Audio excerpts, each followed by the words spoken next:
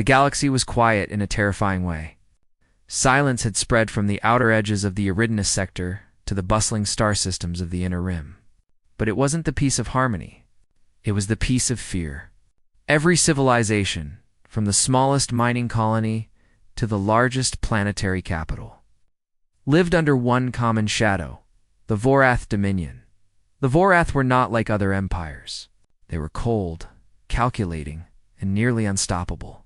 Their warriors were engineered for war, taller than most humans, encoded in tough, scale-like armor. Their ships were sleek, deadly, and faster than anything the galaxy scientists could hope to build. They had no mercy for the weak, no patience for rebellion, and no hesitation in wiping out entire populations to make an example. For decades, they had terrorized entire star systems. Planets had fallen one by one, their populations enslaved, displaced, or exterminated. Yet, among all the fear and destruction, there were whispers of a legend. Humans, the species of the galaxy, said in hushed tones. They were the first ones to stop the Vorath once, the only ones who ever truly beat them, and then they vanished. No one really knew why humans disappeared. Some said they had been wiped out by a plague. Others believed humanity had fled the galaxy to survive in a distant, hidden place. Most just assumed humans were gone forever. But on the barren world of Erebon 4, in the shadow of jagged mountains and frozen wastelands, something unexpected waited. A small band of rebels, led by a young alien named Shira, had been scouting the surface for weeks.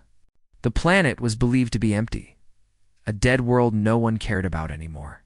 But sensors had picked up faint energy readings deep beneath the surface old power signatures. Ancient, but still active. This way, Shira said, pointing to a jagged fissure in the ice.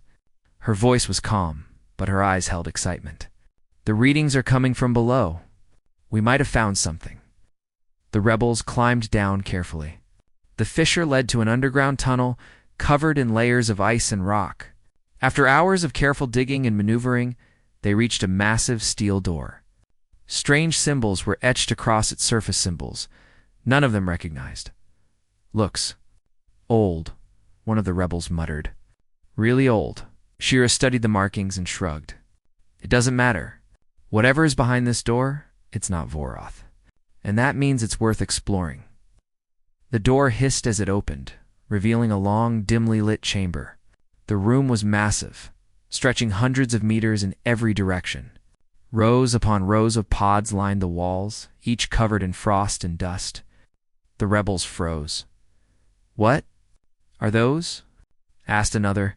Shira stepped closer and ran her hand along one of the pods. A faint light flickered inside, as if something was stirring. Then, slowly, one pod hissed and cracked open. Steam escaped, revealing a human inside. The human's eyes blinked, adjusting to the light. His skin was pale, almost gray from centuries in stasis. His dark hair stuck to his forehead. He sat up slowly, calm and deliberate, as if he had just woken from a short nap. Shira's jaw dropped. It's a human. The rebels had heard stories, but seeing one was different. The legends were true. Humans had not vanished. They had survived somewhere, somehow. And now they were awake. The human stood, tall and lean. His movements were precise, controlled.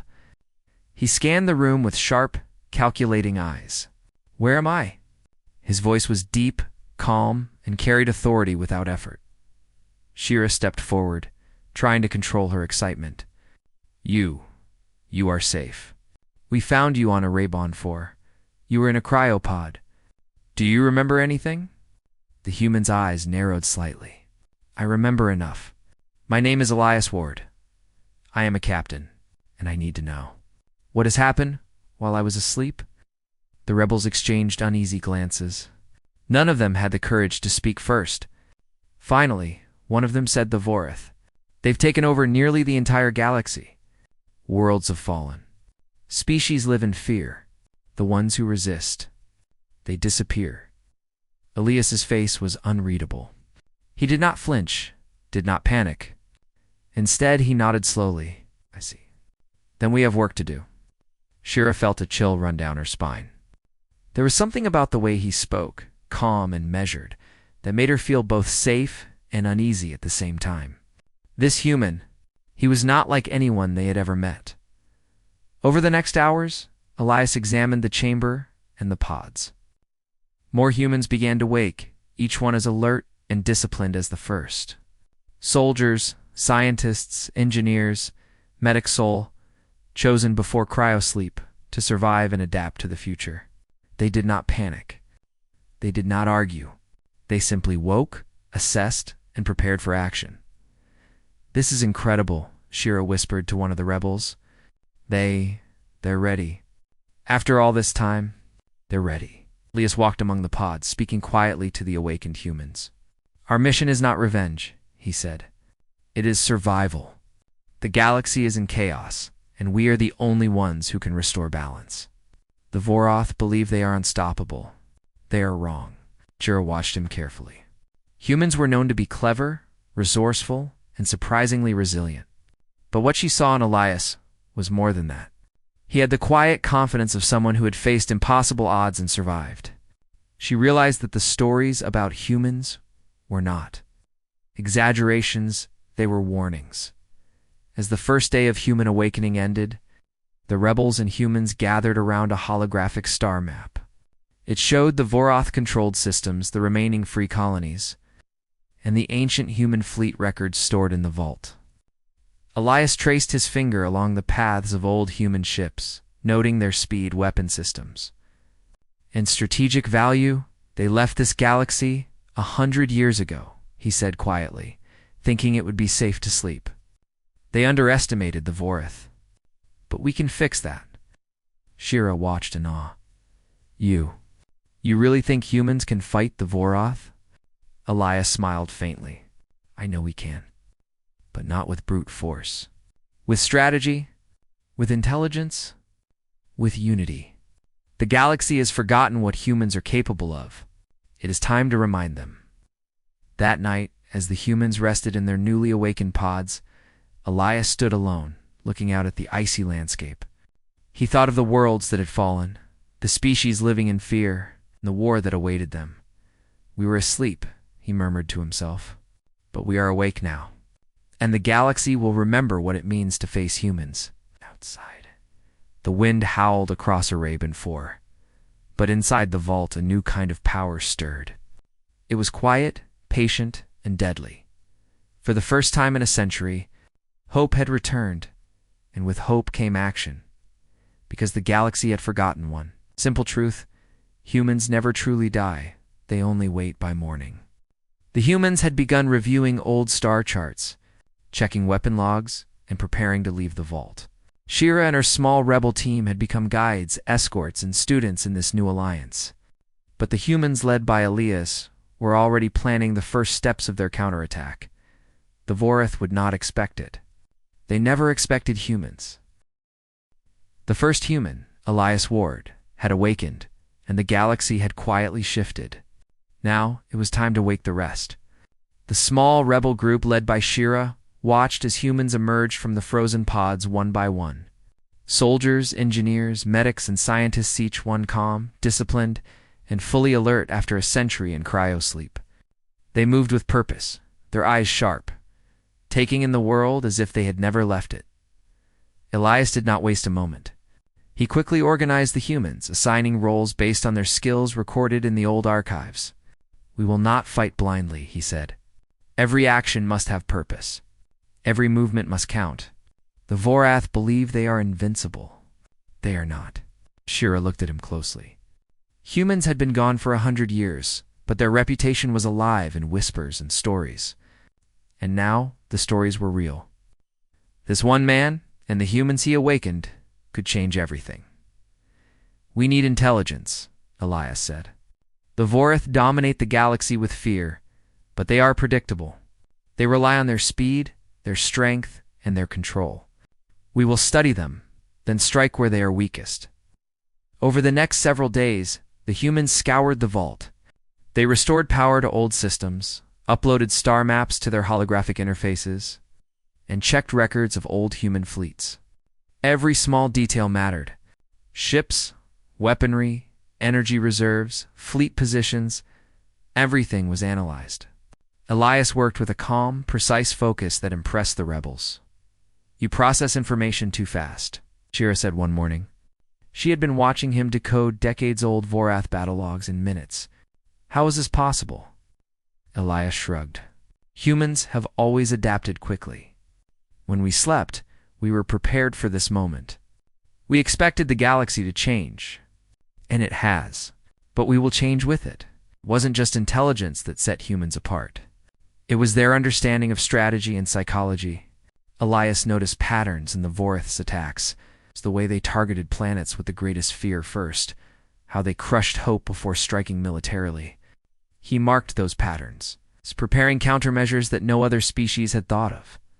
"We can't just fight them," he said to the group. "We will outsmart them.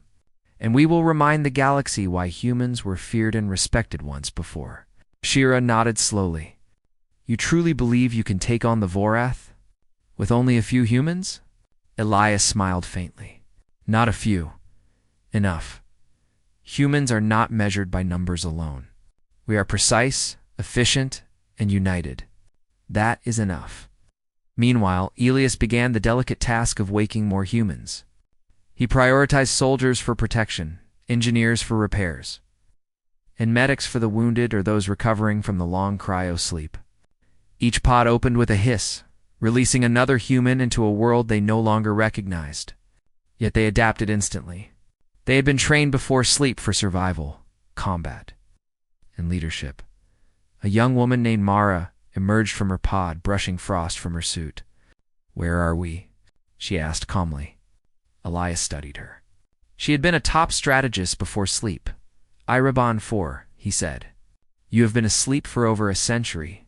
The Vorath dominate the galaxy. But we are awake now, and we will fight." Her eyes narrowed, understanding immediately. "See. Then we prepare." As more humans awoke, the rebels began to realize the scale of what they were witnessing. These humans did not panic, did not argue, did not question their purpose. They simply focused, planned, and acted. Each one brought skills, knowledge, and intelligence that far surpassed what the galaxy had seen in decades. Elias led a small team to the vault's outer perimeter.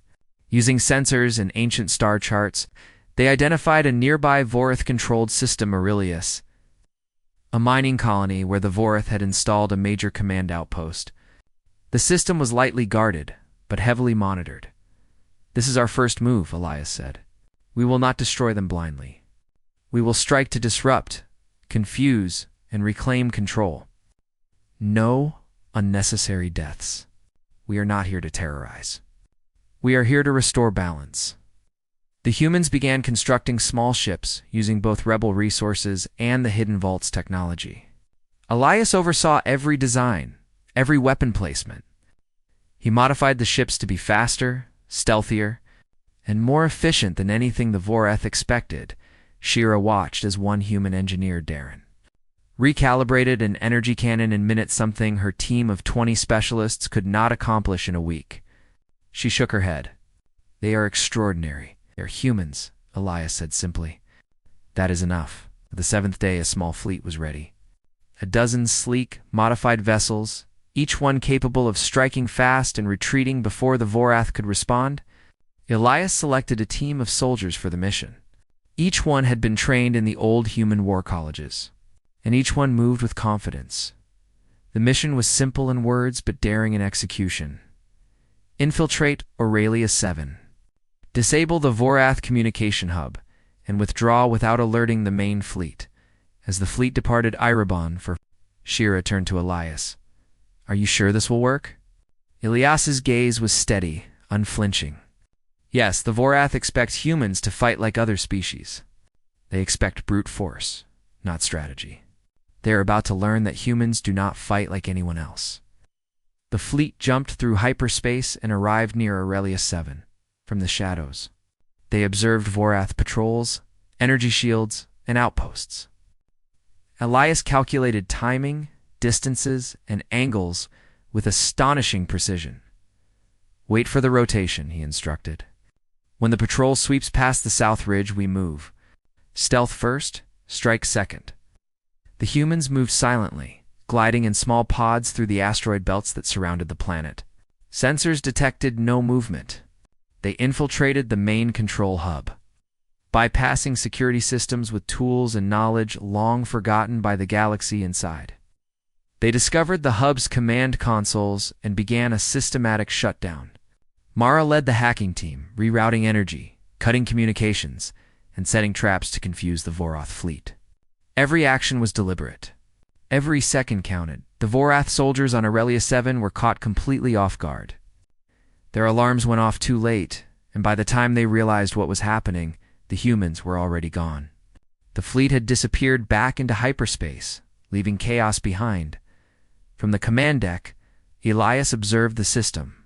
Aurelia 7 was freed, and the Vorath suffered losses they could not immediately replace. Word of the attack spread quickly across nearby systems, igniting hope. "This is only the beginning," Elias said to the humans gathered around him. "The galaxy will see that humans are awake. They will see that the Vorath are not invincible, and they will begin to fight back." Shira, standing beside him, felt a surge of hope she had not felt in years. "The stories were true," she said softly. "Humans are the galaxy's protectors?" Elias looked out at the stars, calm yet fierce. "We were asleep for a reason. To survive. To wait, and now. It is time to remind the galaxy what humans are capable of." That night, as the fleet returned to Erebon, for humans continued their work. Ships were repaired, plans were drawn, and more humans awoke from the cryopods. Each day brought new allies, new skills, and new hope. The Vorath, meanwhile, grew uneasy. Their intelligence reports showed signs of attacks. But they could not understand how a few humans could strike with such precision, such effectiveness. Their fear long dormant began to return. Elias knew that the first strike was only the start. The Vorath would retaliate, and the galaxy would tremble once more. But he was ready. Humans were ready. The galaxy had not seen the last of the humans. They had only just begun to wake, and when they fully rose, the Vorath would discover the truth. Humanity did not vanish. Humanity had slept, and humanity never forgot. The galaxy was changing, but the Vorath did not yet understand why. In the weeks after Aurelia 7 was liberated, whispers of humans spread faster than any fleet could travel. Some called it a miracle. Others called it a warning. For Elias Ward, the work had only begun. The first strike had been small, precise, and successful. But the Vorath Empire still ruled much of the galaxy. Hundreds of systems remained under their control. Countless billions of lives were at risk. And time was not on the human side. Elias gathered the awakened humans in the central vault. Ships hovered outside in orbit, gleaming and ready. His team had grown. Soldiers, engineers, medics, and tacticians had joined their ranks. Even more humans were scheduled to awaken from the remaining cryopods. "The Vorath believe they have us cornered," Elias said. "They think we are weak, that we are too few, that we are lost in this galaxy. They are wrong. They are about to learn the difference between fear and respect." The humans listened silently, absorbing every word. They were calm, disciplined, and ready. None of them needed encouragement. They had been trained for this, before sleep, for a world that no longer existed. And now it was theirs to defend. The first target of this new campaign was a heavily fortified Vorath command station orbiting Varelia Prime, a planet known for its vast resources and strategic importance. The station was not just a military outpost. It was a hub for Vorath logistics, communication, and fleet coordination. Destroying it would cripple their operations in the sector and inspire hope in the nearby. Colonies. Elias studied the maps and satellite scans for hours. "We cannot attack directly," he explained. "A frontal assault would be suicide. They expect that. Instead, we will use deception, stealth, and speed. We will strike, cripple them, and vanish before they know what hit them." He split his team into specialized squads. Mara led the hacking division. Darren oversaw the engineering and weapons. Another team trained in combat and tactics, prepared for infiltration and rapid extraction. Each human knew their role, and each role was vital. When the fleet reached Verelia Prime, they moved in silence. They approached from the shadows, using asteroid belts and sensor anomalies to hide their presence. Vorath patrols scanned the space around the station, but human technology, combined with human ingenuity, made them nearly invisible. Inside the command station, the Vorath officers believed the outer defenses were secure. They were confident. They had never seen humans in action before, and they did not expect them now.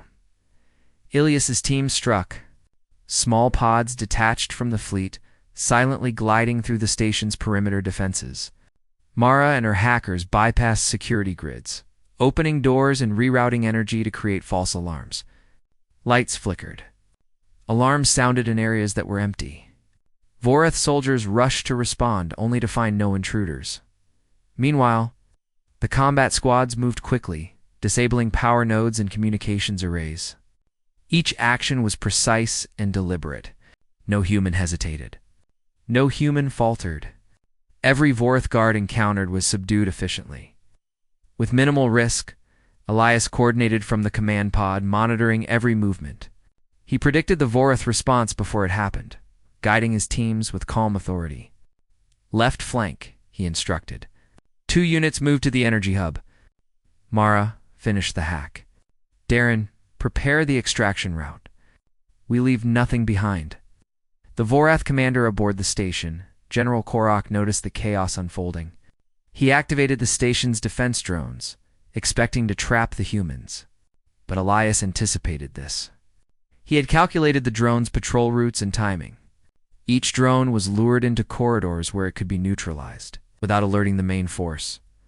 Korok roared in frustration. How? How is this possible? Humans. A few humans. Ilias's voice echoed through a secure channel, calm and measured. We're humans. You should have remembered. But now you will see why you feared us. The command station's core was reached within hours. Mara and her team uploaded virus programs to scramble communications, disable weapons, and sever connections to Vorath fleets. Alarms screamed, lights flashed, and Vorath officers scrambled in confusion. Elias led the final strike team to the main control room. Korok waited for him, towering and furious, his bioengineered armor gleaming under the station's lights. You dare enter my station? Korok bellowed. You are only a handful of humans. Elias stepped forward, calm and confident. We are enough. The battle was swift. Korok was strong and fast, but Elias was precise, calculated, and unyielding. Every movement was efficient, every strike measured. He did not fight with anger or vengeance. He fought with purpose. Within minutes, Korok was subdued, the station under human control. The Vorath forces, trapped and confused. The humans did not kill indiscriminately. They restrained, disabled, and neutralized the threat efficiently. They did not fight like other species. They fought to win, to survive, and to restore balance. With the station captured, Elias transmitted a message across the sector. Verelia Prime is free. Vorath control is broken here. Hope returns. The effect was immediate. Planets that had been silent for decades began organizing resistance movements. Colonies that had been enslaved or hidden under fear now dared to speak. The galaxy began to stir. Back at Erebon 4, Shira and the remaining rebels watched the reports. Their faces were lit by the holographic screens showing the liberated station. They are incredible, she whispered. The humans? They really are what the legend said. Elias returned to the vault after the mission. He was tired but composed. More humans awaited awakening, and he knew their campaign had only begun. This is just the start, he told Shira. The Vorath will retaliate, and when they do, we will be ready. Humans are not just soldiers. We are problem solvers, strategists, protectors, and the galaxy needs us now more than ever. The next days were filled with preparation. Humans and rebels worked side by side, repairing ships, awakening more humans, and planning the next operations. Every move was coordinated, every strike calculated. The Vorath had underestimated humanity, and Elias intended to show them just how wrong they were. Meanwhile, Vorath forces scrambled to respond. They sent fleets to hunt the humans, believing that a few survivors could not possibly threaten their dominion. Yet each fleet sent ended up trapped, outmaneuvered, or disrupted by unexpected attacks. Humans were everywhere, but nowhere could they be found. In every corner of the galaxy, whispers began to grow into a chorus. The humans are awake. The humans are coming! Elias watched these developments from the command center aboard the fleet. His expression was calm, almost serene, but his mind raced with possibilities. Every action had consequences. Every strike would inspire hope or fear. He remembered the humans before sleep. The preparations for cryostasis, the training and discipline instilled in them. It was not merely survival. It was a mission. Humanity had been waiting for this moment. Prepared to rise and reclaim its place in the galaxy, Elias Mara said, approaching him, "What happens next?" He looked out at the stars, calm and steady. "Next," he said, "we go further. We liberate more worlds, unite more allies, and remind the Vorath that they are not the masters of this galaxy. Humans do not vanish. Humans wait. And now, we strike." For the first time in a century, the galaxy had a chance to fight back, and when humans fully rose, nothing, not technology, not power, not fear could stop them, because humans were not just survivors.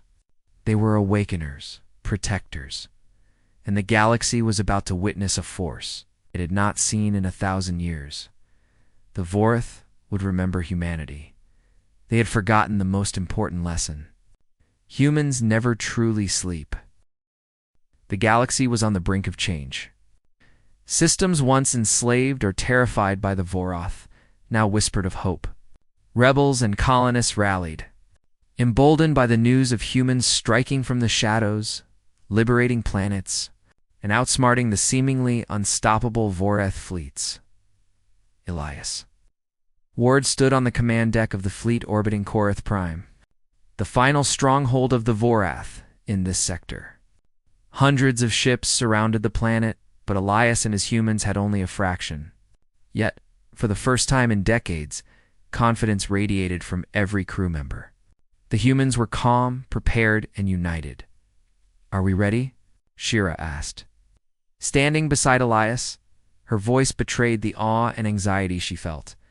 Elias's eyes scanned the fleet, noting every detail, every ship, every potential danger. "We are more than ready," he said. "We do not fight to destroy. We fight to restore balance. And we do it together." The plan was simple, but daring. The Vorath's main fleet and planetary defenses were concentrated in predictable patterns. Humans would not attack head-on. Instead, they would use stealth, speed, and precision strikes to disrupt, confuse, and dismantle the Vorath's command structure. "Remember," Elias said to his crew, "we fight smart. Every movement counts. Every strike has a purpose.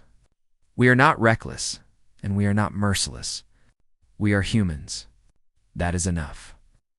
As the fleet approached CosmicAdventures, the Vorath noticed unusual activity. Communications were disrupted. Sensors detected anomalies. General Korak, still reeling from the earlier defeats, sent his fleets to intercept. But humans were already in motion, unseen and prepared.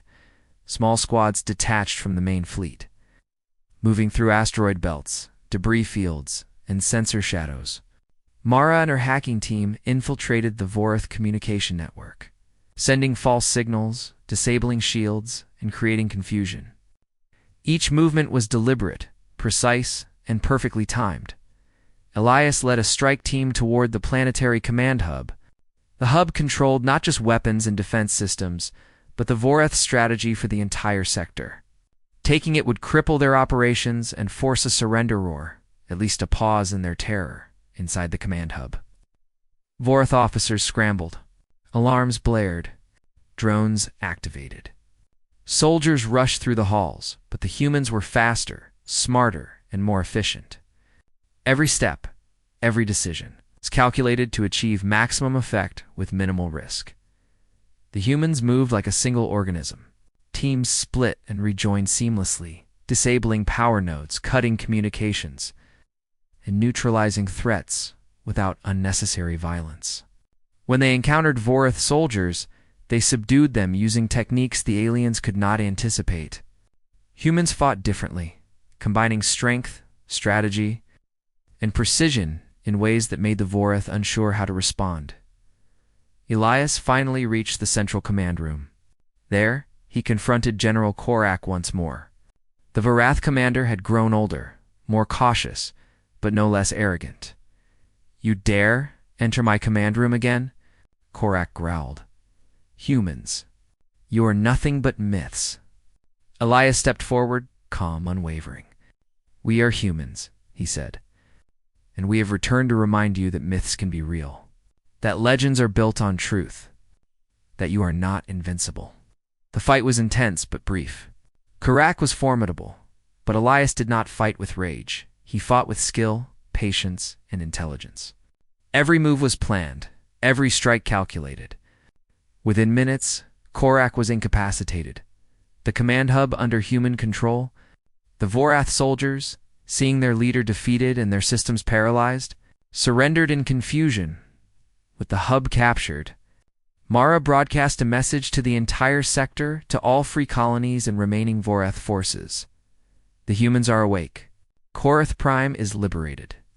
Resistance is possible. Hope is here. Across the sector, communication channels lit up. Systems once silenced by fear sent messages of allegiance, supplies, and reinforcements. Colonies began organizing, inspired by the humans' precision, discipline, and leadership. Elias did not celebrate. He knew this was just one battle in a much larger campaign. Yet the shift in momentum was undeniable. The galaxy had seen humans in action.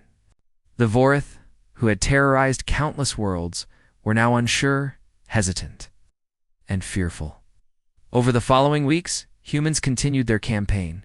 They liberated systems one by one, always prioritizing strategy over destruction, protection over vengeance. Each action inspired more systems to rise against the Vorath. Ships previously under Vorath control defected. Planets long under occupation joined the effort. Humans were no longer just a threat. They were a symbol of hope, unity, and resilience. Shira watched the humans at work, amazed. "They are changing the galaxy," she said softly. "Not just fighting the Vorath, but teaching everyone how to fight with purpose." Elias nodded. "Humans have always done more than survive. We inspire. We protect. We endure. And now, the galaxy sees it for itself." Finally, the time came to end the Vorath's dominion in the sector. The remaining fleets gathered near the edge of the system. The humans had allies from liberated colonies, and the Vorath were cornered. Every move had been anticipated, every weakness identified. The final battle began with precision strikes that disabled the Vorath's weapon platforms and shields. Human pilots executed maneuvers no Vorath fleet could predict. Mara's hacking teams disrupted communications and sowed confusion. Soldiers on the ground led uprisings on key planets, freeing prisoners and reclaiming territory. Korak, realizing the hopelessness of his situation, attempted one last desperate counterattack. But Elias had predicted it. The Vorath fleet was ambushed, surrounded, and disabled. Ships surrendered without a fight. Korak was captured, defeated, and brought before Elias once again. "You cannot stop us," Korak roared, defiant, even in defeat. Elias's gaze was steady, calm, and unwavering. "We do not stop you because of hate. We stop you because the galaxy deserves freedom. You will no longer terrorize planets, enslave species, or dictate fear. Your reign is over." With that, the remaining Vorath forces surrendered. The galaxy was free, at least for now. Colonies began rebuilding. Trade resumed. Communication networks were restored, and humans, led by Elias, became the guiding force for a new era of cooperation and peace. Elias convened a council of representatives from liberated systems. Humans did not seek dominion. They did not impose rule. Instead, they offered guidance, coordination, and protection, helping species rebuild their civilizations while ensuring the Vorath could not rise again. The galaxy slowly healed. Systems once abandoned or silenced were filled with life, trade, and culture. Species that had lived in fear now celebrated hope and resilience. And everywhere, the story of the humans spread a tale of survival, discipline, intelligence, and courage. Elias looked up at the stars. Standing on the command deck of the flagship orbiting GalacticPrime, millions of humans had awakened now. Soldiers, scientists, engineers, and diplomats. Their work had only begun, but the momentum was unstoppable. Shira approached him. The galaxy. It's different now. Humans have returned. Elias nodded. We have. Not to rule, not to conquer. We return to protect, to inspire, to remind every species that tyranny is not the end, that fear is not permanent, and that hope can never be erased. The final cryopods in Erebon 4 began opening. New humans emerged, ready to join the effort. It was not about vengeance. It was about balance, justice, and the enduring spirit of humanity and across the galaxy. One message spread through liberated systems and whispered in fear among the defeated Vorath. Humans are awake. Humans are here. The galaxy belongs to no tyrant. Elias looked out over the stars one last time. The galaxy had remembered humanity, and humanity had returned stronger than ever. Let them come, he whispered. The galaxy is ours to protect. The humans had awakened. The Vorath had fallen. And the legend of humanity, its strength, intelligence, and spirit would echo across the stars for generations to come. Because humans never truly sleep. And when they rise, the galaxy remembers.